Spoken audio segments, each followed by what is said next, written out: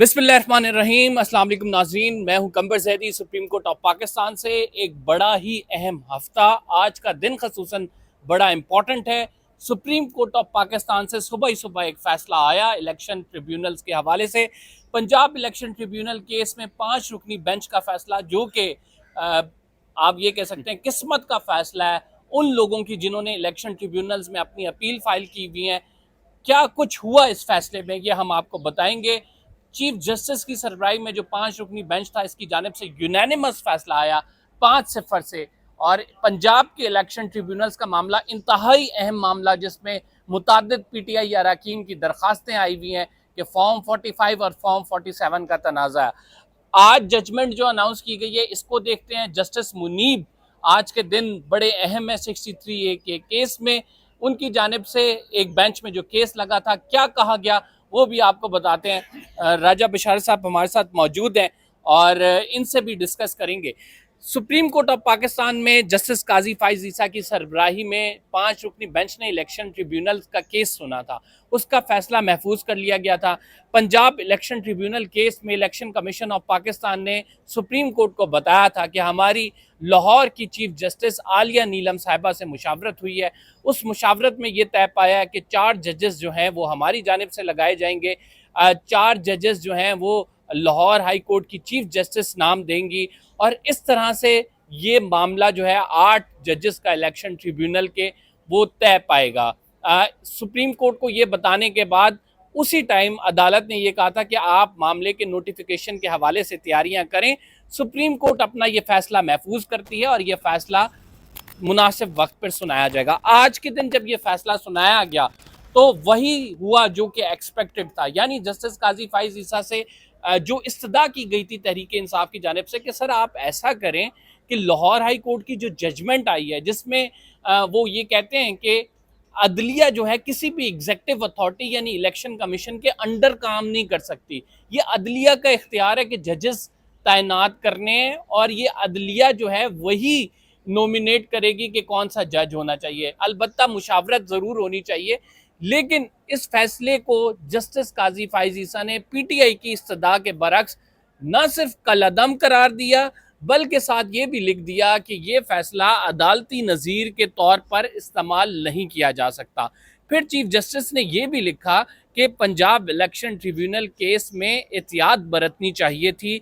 Lahore high court में जब ये फैसला हुआ तो उन्होंने इस बात को मद्देनजर नहीं रखा कि इलेक्शन ट्रिब्यूनल के जो लोग हैं, जो इलेक्शन कमीशन के लोग हैं, उन्होंने चीफ जस्टिस से जाकर मुलाकात नहीं की।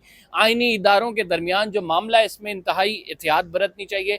जस्टिस काजी फाइज ईसा का ये कहना है कि इलेक्शन ट्रिब्यूनल जो है, इलेक्शन कमीशन की जानिब से बनाया हुआ इलेक्शन ट्रिब्यूनल और उन पर जजेस की अपॉइंटमेंट, चूंकि वो कॉन्स्टिट्यूशनल बॉडी है, क्योंकि उसको इख्तियार हासिल है, तो लिहाजा कोर्ट्स को गैर ज़रूरी तौर पर उनके मामलात में मुदाखलत नहीं करनी चाहिए। अब राजा साहब से जानते हैं, राजा साहब जो एक इस्तदा पीटीआई की जानिब से की गई थी वो तो मंजूर नहीं की गई। जस्टिस जमाल ने इसमें नोट लिखा है, जस्टिस अकील अब्बासी ने उनको एंडोर्स किया है। जस्टिस काजी फाइज ईसा ने वो जजमेंट ही उड़ा के रख दिया जिस जजमेंट में ये आया था कि सर आप की एग्जेक्टिव अथॉरिटी जो है वो जुडिशल के ऊपर नहीं आ सकती। और यही इस्तदा की गई थी कि सर आप ये देखें कि काइंडली वो जजमेंट ना उड़ाएं, तो वो इस्तदा मानी तो नहीं गई। बिस्मिल्लाहिर्रहमानिर्रहीम। बहुत शुक्रिया कंवर जैदी आपको। ये फैसला बुनियादी तौर पर मैं समझता हूँ कि जस्टिस शहजाद मलिक के ख़िलाफ़ दिया गया। आपको पता है लाहौर हाई कोर्ट में जब जस्टिस शहजाद मलिक थे चीफ जस्टिस, तो ये उन्होंने फैसला दिया था कि इलेक्शन ट्रिब्यूनल के जो 8 जजेस उन्होंने नाम दिए थे वही होंगे।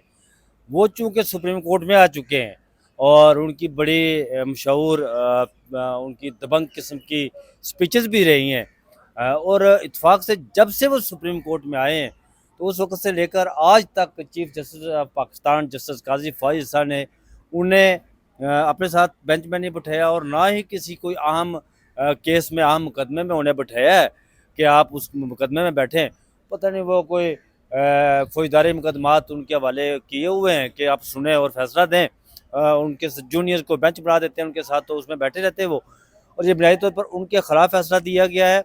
और दूसरी बात, मैं समझता हूँ कि इलेक्शन कमीशन ऑफ पाकिस्तान का केस हो या तहरीक इंसाफ का केस हो, सुप्रीम कोर्ट में हो, तो फिर justice chief justice Qazi Faez ईसा की अदालत में काजी फाइज ईसा एडवोकेट अब दलाइल देते हैं, और वो उनके दलाइल से वो इतने मुतासर कुन दलाइल होते हैं कि चीफ जस्टिस काजी फाइज ईसा उनके दलाइल से वो खुद को समझते हैं। वो चीफ जस्टिस काजी फाइज ईसा के काजी फाइज ईसा एडवोकेट ने जो दलाइल दिए हैं वो इतने मुतासर कुन दलाइल दिए और आइन और कानून के मुताबिक दलाइल दिए हैं, वो उसको कायल कर लेते हैं। और यूँ फिर चीफ जस्टिस काजी फाइज ईसा जो है supreme court election commission of Pakistan के हक में और पाकिस्तान तहरीक इंसाफ के खिलाफ फैसला दे देती है। यानी जस्टिस काजी फाइज ईसा खुद ही दलाइल देते हैं, खुद ही उन्हें मंजूर कर लेते हैं और खुद ही देखिए, फैसला भी सुना देते हैं। मैं ये अब यहाँ पर लाइव स्ट्रीमिंग होती रही ना, मखसूस नशिस्तों का केस होता रहा ना, तो आप मखसूस नशिस्तों का उसकी लाइव स्ट्रीमिंग का क्लिप निकाल कर देखे ना यार।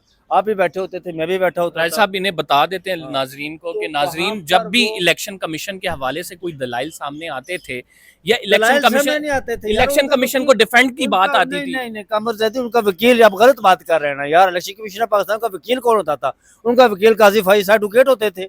उनका वकील तो रोस्टर पर खड़ा होता था, वो चीफ जस्टिस की अदालत में दलाइल देता था काजी फाइज एडवोकेट, और चीफ जस्टिस उनसे मुतासर होते थे और यूँ फैसला देते थे।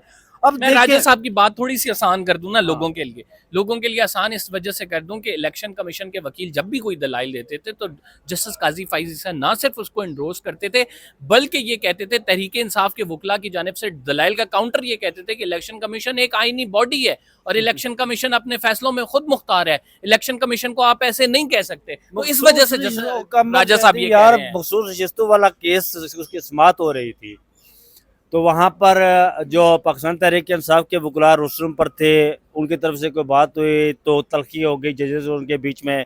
उन्होंने माफ़ी मांगी पाकिस्तान तहरीक इंसाफ के वकला ने। एवं मखदूम अली खान को, आपको याद है कि मखदूम अली खान के हवाले से बड़े सख्त रिमार्क्स दिए गए थे, ऑब्जर्वेशन दी गई थी। तो यहाँ पर कई ऐसे वकील भी हैं जो आमर के अटारनी जनरल रहे हैं जनाब।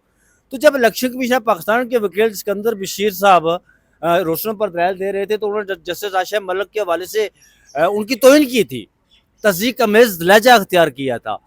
तो चीफ जस्टिस काजी फाइज ने कहा नहीं हमने कुछ सुना नहीं है जी, उनकी बसारतें बिल्कुल नजर नहीं आ रहा था, उनकी समातें सुन नहीं रही थी। वो कह रहे थे सिकंदर बशीर साहब ने जो कुछ फरमाया हमने सुना नहीं, अब आगे चले जनाब। ये आरओ का फैसला दिसंबर 2023 से लेकर आज तक जितना भी केसेस इलेक्शन कमीशन पाकिस्तान के हों या तहरीक इंसाफ के हों, उसमें चीफ जस्टिस ऑफ पाकिस्तान की समातें जो सुनती हैं पाकिस्तान तहरीक इंसाफ के वकला जब दलाइल देते हैं तो समातें उनकी बंद हो जाती है। और जब उनकी बसारतें उस वक्त बंद हो जाती हैं जब इलेक्शन कमीशन ऑफ पाकिस्तान के वकला तस्दीक कर रहे हों, तो वो कहते हैं कि हमने देखा कुछ नहीं है ना सुना है। ये तो आप भी देख रहे हैं, हम भी देख रहे हैं ना। ये उसमें कोई ऐसी दो राय नहीं यार। ये राजा साहब मैं अब क्लिप निकाल कर देख लेना अब आप यार। मामला ये है कि 4 जजेस जो होंगे वो इलेक्शन कमीशन के होंगे, 4 जजेस लाहौर हाई जी। कोर्ट के होंगे। मामला मिला के होगा इलेक्शन कमीशन के पास नाज़रीन ये भी मतलब इख्तियार है सुप्रीम कोर्ट ऑफ पाकिस्तान कि वो ने- किसी जज को सुप्रीम कहीं कोर्ट- पे भी लगा सकता सुप्रीम है। कोर्ट ऑफ पाकिस्तान ने जनाब, आपको याद होगा जब इस केस की समाअत शुरू हुई थी तो चीफ जस्टिस काजी फाइज ने कहा था जाए पंचायत करें जाकर लाहौर हाई कोर्ट के चीफ जस्टिस के साथ इलेक्शन कमीशन ऑफ पाकिस्तान के लेकिन हुक्म। वो तो लिखा हुआ है ना, क्या कानून लिखा? में लिखा हुआ है, पंचायत लिखा हुआ है, पंचायत मुशावरत का लिखा हुआ है। मुशावरत का लिखा, पंचायत करें जाकर उनके साथ, वहां जाकर आकर फिर वो आज पंचायत आपको करें। पता है उन्होंने फिर वो फैसले में पंचायत- यही कहा है। ये मुशावरत का लिखा है ना उन्होंने फैसले का। ज़ाहिर है मुशावरत वो मुशावरत करते हैं, जहाँ पर आईनी तरमीम की बात होती है तो ज़ाहिर है वो काम मुशावरत अब करने मुझे के ये लिए बताएं कि जैसे पंजाब इलेक्शन ट्रिब्यूनल बात- केस का बात क्या तो करने दें ना। जब यहाँ पर आईनी अमेंडमेंट की बात होती है तो ज़ाहिर है जो आईनी अमेंडमेंट मसवदा जो तैयार करते हैं वो मुशावरत करते हैं आकर चीफ जस्टिस काजी फाइज साहब से, वो मुशावरत पर बड़ा जोर देते हैं ना, तो वो ज़ाहिर है उनके चैम्बर में आते हैं मुशावरत करते हैं।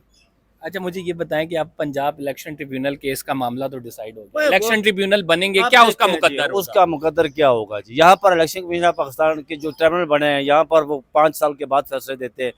अब जो ख्वाजा आसफ साहब कह रहे थे ना नहीं, वो जस्टिस मंसूर शाह आएगा तो हम तो उड़ जाएगा। ज़ाहिर है ख्वाजा आसफ साहब ये फॉर्म 47 पर जाली बनाए गए ना, लोग आए हुए हैं ना, तो वो इसीलिए कह रहे थे ना यार कि ये जो उनके अलगुम में जो लगाए गए थे जजेस, वो लाहौर हाई कोर्ट के जजेस असाधारण फैसले करते हैं ना। चीफ जस्टिस काजी फाइज साहब को असाधारण, आप देखें यार, मैं जब बात करता हूँ तो लोग कहते हैं तू तनकीद बड़ी करता है। तनकीद वाली बात नहीं है। जो भी इख्तलाफ करता है जो भी आज़ादाना बात करता है, आज़ादाना जो आज़ाद मंश जज होता है बात करता है।